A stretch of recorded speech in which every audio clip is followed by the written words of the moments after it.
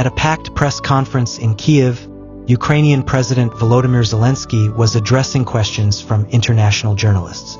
The mood was tense. Russia's war on Ukraine had dragged on for years, with negotiations stalling and Western support wavering in some quarters.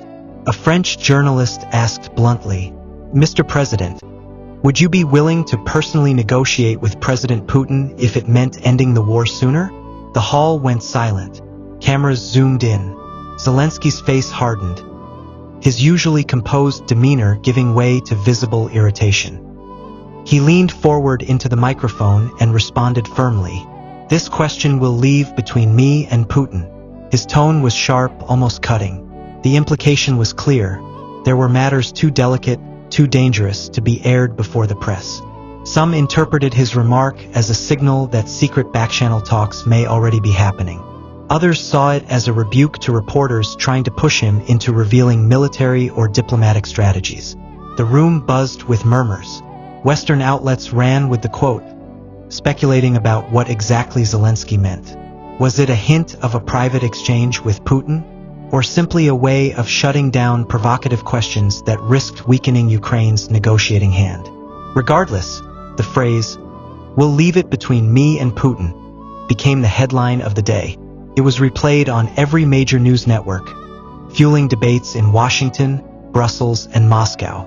Kremlin officials refused to comment, adding to the mystery. Inside the gilded hall of the Kiev presidential palace, the press conference had grown increasingly tense. Zelenskyy had spent the last 2 hours fending off probing questions about Ukraine's next military counteroffensive, Western aid, and NATO guarantees. Then, a bold journalist from a German outlet asked, "Mr. Zelenskyy, do you still communicate with Vladimir Putin directly? And if so, what was the last thing you told him?" The room froze. Journalists perked up, pens ready. The question cut straight to the nerve of global speculation. Zelenskyy's eyes narrowed. For a brief moment, his aides exchanged uneasy glances. Then he leaned into the microphone, his voice steady but carrying an edge of steel. "This question will leave between me and Putin." The words landed like a thunderclap. A gasp rippled through the hall. It wasn't just an evasion. It was a challenge, a warning, and perhaps a confession all at once.